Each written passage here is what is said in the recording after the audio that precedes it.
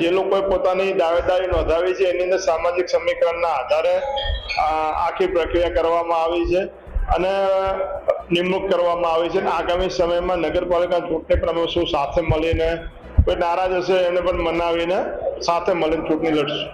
અને એ કર્યા પછી પણ જિલ્લા કોંગ્રેસ સમિતિ કે પ્રદેશ કોંગ્રેસ સમિતિ દ્વારા એનો કોઈ નિરાકરણ લાવવા માટેનો કોઈ પ્રયત્ન આજ સુધી કરવામાં આવ્યો નથી, જેથી જે શહેરના કાર્યકર આગેવાન ભાઈઓ હતા એમને આ વિસ્તૃત કારોબારી સભામાં હાજરી આપેલ નથી અને એનો તમામ 70 જે સભ્યોએ સહીઓ કરી છે એ લોકોએ તમામે આ બહિષ્કાર કર્યો છે. અને આવનારી ચૂંટણી હોય કે આવનારા બીજા પણ પ્રોગ્રામ હોય ત્યાં પણ અમે બધા અમારી એકતા શહેરના કાર્યકરોની એકતા અમે અખંડ રહેશે અને આવનારા કાર્યક્રમો જે પણ હશે એમાં પણ વિરોધ કરીશું. કંઈક સમાચાર એવા પણ છે કે અમિતભાઈ પણ પોતે કાલે આવી રહ્યા છે, અમારા પ્રદેશ પ્રમુખ, તો અમને જો એ મંત્રણા કરવા માંગતા હશે તો અમે એમની સાથે મંત્રણા કરવા તૈયાર છીએ.